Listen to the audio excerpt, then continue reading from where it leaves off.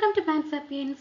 So ഇന്നത്തെ ക്ലാസ്സിൽ നമ്മൾ എടുക്കുന്നത് മെൻഡൽസ് ലോസ് ഓഫ് ഇൻഹെറിറ്റൻസ് ആണ്. അതായത് പാരമ്പര്യമായിട്ട് ബന്ധപ്പെട്ടിട്ട് മെൻഡൽ 3 ലോസ് ഉണ്ടാക്കിയിട്ടുണ്ട്. ആ 3 ലോസ് ഏതൊക്കെയാണ്, അത് എന്തൊക്കെയാണെന്നാണ്. അപ്പോൾ ആ ലോസിലേക്ക് എത്തിച്ച ആ ഒരു കൺക്ലൂഷനിലേക്ക് എത്തിച്ച എക്സ്പെരിമെന്റൽ സെറ്റപ്പ് കഴിഞ്ഞ ക്ലാസ്സിലായിട്ട് ഞാൻ ഇട്ടിട്ടുണ്ട്. അപ്പോൾ ഈ ഒരു ക്ലാസ്സിൽ അതിന്റെ കൺക്ലൂഷനായി വരുന്ന 3 ലോസ് എന്തൊക്കെയാണെന്ന് നോക്കാം. അതിനു മുന്നേ ആദ്യമായിട്ട് എൻ്റെ ചാനൽ കാണണമെങ്കിൽ ചാനൽ ഒന്ന് സബ്സ്ക്രൈബ് ചെയ്യാൻ മറക്കല്ലേ. പ്ലാന്റ് സാപ്പിയൻസ് ഇഷ്ടപ്പെട്ടെങ്കിൽ ലൈക്ക് ചെയ്യുക, കമൻറ്റ് ചെയ്യുക. സോ നമ്മൾ ഈ മെന്റൽ ലോസ് എന്ന് പറയുമ്പം നമ്മുടെ ജനറ്റിക്സ് ഇൻഹെറിറ്റൻസുമായിട്ട് ബന്ധപ്പെട്ട ജനറ്റിക്സിൽ ഒരു ഫണ്ടമെന്റൽ ആയിട്ടുള്ള കാര്യമാണ് Mendel's law. Mendel's law are fundamental principles of genetic inheritance. ജനിതക പാരമ്പര്യ ശാസ്ത്രവുമായിട്ട് ബന്ധപ്പെട്ടിട്ടുള്ള ഒരു ഫണ്ടമെന്റൽ ആയിട്ടുള്ള ഏറ്റവും ബേസിക് ആയിട്ടുള്ള പ്രിൻസിപ്പിൾ ആണ് മെന്റലിന്റെ ഈ ഒരു 3 ലോ എന്ന് പറയുന്നത്. ഗ്രിഗർ ജൊഹാൻ മെന്റൽ എന്ന് പറയുന്ന ഇദ്ദേഹം ഈ ഒരു സയന്റിസ്റ്റ് ആണ് പീ പ്ലാന്റുമായിട്ട് നടത്തിയ എക്സ്പെരിമെന്റിൽ കൺക്ലൂഷൻ ആയിട്ട് പറയുന്നത്. സോ എന്താണ് ഈ ഒരു മെന്റൽസ് ലോ ഓവറോൾ പറഞ്ഞാൽ, how traits are passed from parent to offspring. നമ്മൾ പറഞ്ഞിട്ടുണ്ട് പാരന്റിൽ നിന്ന് ഓസ്പ്രിങ്ങിലേക്ക് ക്യാരക്ടേഴ്സ് ജീന് വഴിയാണ്, ക്യാരക്ടേഴ്സ് അല്ലെങ്കിൽ ട്രേറ്റ്സ് ജീന് വഴിയാണ് പാസ് ചെയ്യുന്നത്. അതെങ്ങനെയാണ് പാസ് ചെയ്യുന്നത്, പാസ് ചെയ്യുന്ന ടൈം നടക്കുന്ന കാര്യങ്ങളൊക്കെയാണ് ഇദ്ദേഹം ഈ 3 ലോയിലൂടെ ഡിസ്ക്രൈബ് ചെയ്യുന്നത്. സോ നമുക്ക് ഓരോന്നോരോന്നും ഡീറ്റെയിൽഡ് ആയിട്ട് നോക്കാം. First one law of segregation ആണ്. അപ്പൊ എന്താണ് ഈ ഒരു ലോ ഓഫ് സെഗ്രിഗേഷൻ? ഇവിടെ കൊടുത്തിട്ടുണ്ട് ഒരു definition. During the formation of sperm and egg cell, gametes അല്ലെങ്കിൽ ഗമീറ്റ്സ്, എഗ് ആണെങ്കിൽ ഫീമെയിലിൻ്റെത്, സ്പേം മെയിലിൻ്റെയാണ് ഉദ്ദേശിച്ചത്. The 2 alleles for a specific gene separate or segregate so that each gamete contain only 1 allele. So എന്താണ് alleles എന്നുള്ള ഒരു basic idea ഉണ്ടായിരിക്കണം. അതായത് ഇപ്പോൾ ഈ ഒരു പിക്ചറിൽ റൗണ്ട് സീഡും റിങ്കിൾഡ് സീഡും ഉണ്ട് അല്ലേ. റൗണ്ട് ഡോമിനന്റ്, റിങ്കിൾഡ് റെസസീവ് ആണ്. അപ്പോൾ ഒരു റൗണ്ട് സീഡിനെ കോഡ് ചെയ്യുന്ന ജീനിന് 2 അലീൽ ഉണ്ടായിരിക്കും. ആ അലീലിനെയാണ് നമ്മൾ ഈ ലെറ്റർ വെച്ചിട്ട് റെപ്രസെന്റ് ചെയ്യുന്നത്. സോ ഇവിടെ റൗണ്ട് സീഡിന് ക്യാപിറ്റൽ ജിയും റിങ്കിൾഡ് സീഡിന് സ്മോൾ ജിയും ആണ് അതിന്റെ ജീനോടൈപ്പ് എന്ന് പറയുന്നത്. സോ ഒരു പാരന്റൽ ജനറേഷനിൽ ക്രോസ് ചെയ്യുന്ന സമയത്ത് ഗമേറ്റ്സ് വഴിയാണ് നമ്മൾ ട്രീറ്റ്സ് പാസ് ചെയ്യുന്നത്. സോ ഈ ഗമേറ്റ്സ് എന്ത് ചെയ്യും, ആ ഒരു ഫോർമേഷൻ സ്പേം അല്ലെങ്കിൽ ഗമേറ്റ്സ് ഉണ്ടാകുന്ന സമയത്ത് ഈ ഒരു സാധനത്തിൽ നിന്ന് ഗമേറ്റ്സ് 2 ഈ റൗണ്ടിൽ കൊടുത്തേക്കുന്ന യെല്ലോ കളറിൽ കൊടുത്തേക്കുന്നതാണ് ഗമേറ്റ്സ്.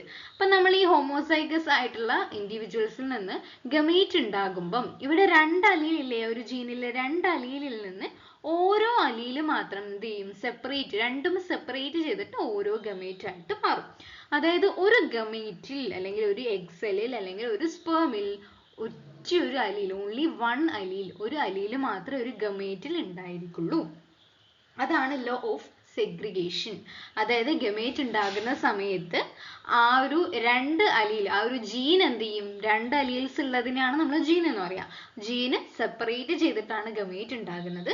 ആ ജീന് സെപ്പറേറ്റ് ചെയ്യുമ്പം അലീൽസ് സെഗ്രിഗേറ്റ് ചെയ്തിട്ട് ഒരു ഗമേറ്റിൽ ഒരു അലീല് മാത്രമേ ഉണ്ടാവൂ. ഏതെങ്കിലും ഒന്നിക്കൽ ക്യാപിറ്റൽ ജി അല്ലെങ്കിൽ സ്മോൾ ജി, അങ്ങനെ രണ്ടും കൂടി ഒരുമിച്ച് ഉണ്ടാകില്ല. ജി എന്ന് പറയുന്ന ഗമേറ്റ് ഒരിക്കലും ഉണ്ടാകില്ല. ഒന്നിക്കൽ ക്യാപിറ്റൽ ജി അല്ലെങ്കിൽ സ്മോൾ ജി, ഈ 2 അലീൽസ് മാത്രമേ ഉണ്ടാവുള്ളൂ ഫസ്റ്റ് ലോയിൽ പറയുന്നത്. മനസ്സിലായിട്ടുണ്ടാവുമെന്ന് വിചാരിക്കുന്നു. എക്സാമ്പിൾ വെച്ച് പറയുമ്പോൾ കൃത്യമായിട്ട് നമ്മുടെ മൈൻഡിൽ അത് ഫിക്സ് ആവേണ്ടതാണ്. സെക്കൻഡ് എന്ന് പറയുന്നത് ലോ ഓഫ് ഇൻഡിപെൻഡന്റ് അസോർട്ട്മെന്റ് ആണ്. ഇൻഡിപെൻഡന്റ് ആയിട്ട്, അതായത് സ്വതന്ത്രമായി വിഹരിക്കുകയാണ്. ഓക്കെ, അപ്പം ലോ ഓഫ് ഇൻഡിപെൻഡന്റ് അസോർട്ട്മെന്റ് എന്ന് വെച്ചാൽ എന്താ? The alleles of different genes located on different chromosome. ഓരോ ജീനും ഓരോ ട്രേറ്റിനെ കോഡ് ചെയ്യുന്നുണ്ടായിരിക്കും അല്ലേ. അപ്പം sort independently of one another during gamete formation. This means the inheritance of one gene does not influence the inheritance of another. അപ്പോൾ ഒരു P plant എടുത്താൽ അതിൽ 7 ക്യാരക്ടേഴ്സ് നമ്മളുടെ മെന്റലി ചൂസ് ചെയ്തിട്ടുണ്ട് അല്ലേ. ഈ ഒരു 7 ക്യാരക്ടേഴ്സിനെയും കോഡ് ചെയ്യുന്നത് 7 ജീൻസ് ആയിരിക്കും. അപ്പം നമ്മളിപ്പോൾ ഇവിടെ ഈ ഒരു എക്സാമ്പിൾ കൊടുത്തേക്കുന്നത്, ഇവിടെ കൊടുത്തേക്കുന്നത് എന്താ, സീഡിന്റെ കളറാണ് അല്ലേ. സീഡിന്റെ കളർ എന്ന് പറയുമ്പോൾ യെല്ലോ കളറും ഉണ്ട്, ഡോമിനന്റ് ആയിട്ടുള്ള യെല്ലോ കളറും ഉണ്ട്, റെസസീവ് ആയിട്ടുള്ള ഗ്രീൻ കളറും ഉണ്ട്. അപ്പോൾ അവ സെഗ്രിഗേറ്റ് ചെയ്ത് F1 F2 ഉണ്ടാകുന്നുണ്ട്. അതേസമയം പോഡിന്റെ കളറും അവിടെ ആ ഒരു പീ പ്ലാന്റിന്റെ ട്രീറ്റ് തന്നെ ആയിരിക്കുമല്ലോ. ഈ ഒരു യെല്ലോ പോഡുള്ള പ്ലാന്റ്, ഗ്രീൻ പോഡുള്ള പ്ലാന്റ്, അങ്ങനെ സീഡ് കളറും സീഡ് പോഡ് കളർ, ഇവിടെ 2 ട്രേറ്റ് ഉണ്ടല്ലോ, ആ 2 ട്രേറ്റിനും എന്താ ഡിഫറെന്റ് ജീനാണ്. അതുകൊണ്ട് അവ രണ്ടും സെപ്പറേറ്റ് ആണ്, ഇൻഡിപെൻഡന്റ് ആണ്. ഈ 2 ജീനും അങ്ങോട്ടും ഇങ്ങോട്ടും മിക്സ് ചെയ്യുന്നില്ല, അവ ഇൻഡിപെൻഡന്റ് ആയിട്ടാണ് അസോർട്ട് ചെയ്യുന്നത്.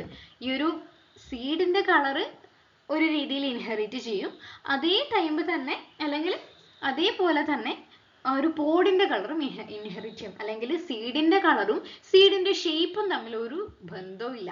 അവ രണ്ടും സെപ്പറേറ്റ് ആയിട്ടുള്ള ട്രേറ്റ് ആണ്, രണ്ടിനെയും സെപ്പറേറ്റ് ആയിട്ടുള്ള ജീനാണ് കോഡ് ചെയ്യുന്നത്. രണ്ടും ക്രോമസോമിൽ ഡിഫറെന്റ് ലൊക്കേഷനിലാണ് ഉണ്ടാകുന്നത്. അതുകൊണ്ട് ഈ ഒരു ജീന് അങ്ങോട്ടും ഇങ്ങോട്ടും ഒന്നിനും ഇൻഫ്ലുവൻസ് ചെയ്യുന്നില്ല, അത് അതിന്റെ വഴിക്ക് സ്വതന്ത്രമായിട്ട് അങ്ങ് അസോർട്ട് ചെയ്യും. അതിനാണ് ലോ ഓഫ് ഇൻഡിപെൻഡന്റ് അസോർട്ട്മെന്റ് എന്ന് പറയുന്നത്. ഓക്കെ, ദെൻ ലാസ്റ്റ് വൺ എന്ന് പറയുന്നത് ലോ ഓഫ് ഡോമിനൻസ് എന്നാണ്. അപ്പം നമ്മൾ എക്സ്പെരിമെന്റും ഇൻട്രൊഡക്ഷനും ഒക്കെ പറയുമ്പം ഈ ഒരു ചാനൽ ഇൻട്രൊഡക്ഷൻ പറയുമ്പോൾ ഡോമിനൻസ് എന്താണ്, റിസസീവ് എന്താണ്, അല്ലെങ്കിൽ എന്താണെന്നൊക്കെ ഡീറ്റെയിൽ ആയിട്ട് എക്സ്പ്ലെയിൻ ചെയ്തിട്ടുണ്ട് കേട്ടോ. അപ്പം അത് എന്താണെന്ന് പക്ക ബേസിക് ഐഡിയ കിട്ടിയാൽ മാത്രമേ ഈ ഒരു എക്സ്പെരിമെന്റും അല്ലെങ്കിൽ ഈ ഒരു ലോസും ഒക്കെ നമ്മളെ തലയിൽ കയറുള്ളൂ. അപ്പം ലോ ഓഫ് ഡോമിനൻസ് എന്ന് വെച്ചാൽ എന്താ, in A heterozygous individual. Heterozygous എന്ന് വെച്ചാൽ എന്താ, ഇവിടെ ഹെറ്ററോസൈഗസ് ആണ്, ഇത് ക്യാപിറ്റൽ ബി സ്മോൾ ബി, അതായത് ക്യാപിറ്റൽ ബി സ്മോൾ ബി ഈ ഒരുമിച്ച് വരുമ്പോൾ രണ്ടും ഡിഫറെന്റ് ആയിട്ടുള്ള അലീൽസ് ആണെങ്കിൽ അതിനെയാണ് നമ്മൾ ഹെറ്ററോസൈഗസ് എന്ന് പറയുക. 2 ഡിഫറെന്റ് അലീൽസ്, അതായത് ക്യാപിറ്റൽ ബി ആണെങ്കിൽ രണ്ടും ക്യാപിറ്റൽ ബി അലീലാണ്, അത് ഹോമോസൈഗസ് ആണ്. ഒരു ക്യാപിറ്റൽ ബിയും ഒരു സ്മോൾ ബിയും, ഒരു 2 ഡിഫറെന്റ് അലീൽസ് ഉണ്ടെങ്കിൽ അതായിരിക്കും ഹെറ്ററോസൈഗസ് ഇൻഡിവിജ്വൽ. അപ്പോൾ ഈ ഒരു ഹെറ്ററോസൈഗസ് ഇൻഡിവിജ്വൽ ഉണ്ടാകുമ്പോൾ അതിൽ ഒരു അലീല് ഡോമിനന്റ് അലീലായിരിക്കും. ആ ഡോമിനന്റ് ആയിട്ടുള്ള അലീലിനെ ഡോമിനന്റ് ആയിട്ടുള്ള അലീൽ അടുത്ത അലീൽ ഉണ്ടാവില്ലോ, ഒന്ന് റെസസീവ് ആയിരിക്കുമല്ലോ. അപ്പോൾ ഇവിടെ ഈ ഒരു പിക്ചറിൽ ഇതാണ് പർപ്പിൾ കളറാണ്, ഇത് റെഡ് ആയിട്ടാണ് കൊടുത്തിരിക്കുന്നത്. പർപ്പിൾ കളറാണ് ക്യാപിറ്റൽ പി ഡോമിനന്റ് ആയിട്ടുള്ള കളറ്. സ്മോൾ പി എന്ന് പറയുന്നത് വൈറ്റ് ആണ്, ഇതാണ് റിസസീവ് ആയിട്ടുള്ളത്. സോ F1 ജനറേഷനിൽ ക്യാപിറ്റൽ പി സ്മോൾ പി എന്നുള്ള ജീനോടൈപ്പ് വരുന്ന പ്ലാന്റ് ആണ് ഉണ്ടായത്. അപ്പോൾ ഫ്ലവറിന്റെ കളർ എന്താ ഇവിടെ, റെഡ് ആണ് അല്ലെ, പർപ്പിൾ ആണല്ലേ. അപ്പോൾ അവിടെ ഒരു ക്യാപിറ്റൽ ബി എന്ന് പറയുന്ന ഡോമിനന്റ് ക്യാരക്ടറും സ്മോൾ ബി എന്ന് പറയുന്ന റിസസീവ് ക്യാരക്ടറും ഉണ്ട്. സോ ഇവിടെ എന്ത് ചെയ്തു, ഈ ഒരു ഡോമിനന്റ് ആയിട്ടുള്ള അലീൽ ഈ റെസസീവ് ആയിട്ടുള്ള അലീലിനെ മാസ്ക് ചെയ്തു. അതുകൊണ്ട് ഡോമിനന്റ് ക്യാരക്ടർ മാത്രമേ എക്സ്പ്രസ് ചെയ്യുള്ളൂ.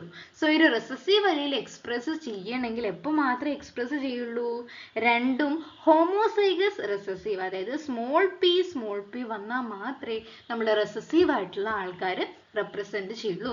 അല്ലാത്ത കേസിൽ ഒരു ഡോമിനന്റും ഒരു റെസസീവും വന്നാൽ എപ്പോഴും ആ ഡോമിനന്റ് ആയിട്ടുള്ള അലീല് റെസസീവ് ആയിട്ടുള്ള അലീലിനെ മാസ്ക് ചെയ്യും. അതുകൊണ്ട് എക്സ്പ്രസ് ചെയ്യുന്ന ക്യാരക്ടർ എപ്പോഴും ഡോമിനന്റ് ആയിട്ടുള്ള ട്രേറ്റ് ആയിരിക്കും. ഇവിടെ പർപ്പിൾ ആണ് ഏറ്റവും ഡോമിനന്റ്, അതുകൊണ്ട് അവിടെ 3:1 3 എന്ന് പറയുന്നത് പർപ്പിൾ അല്ലെങ്കിൽ റെഡും, ഒന്ന് മാത്രമേ നമ്മുടെ വൈറ്റും ഉണ്ടായിരിക്കുള്ളൂ.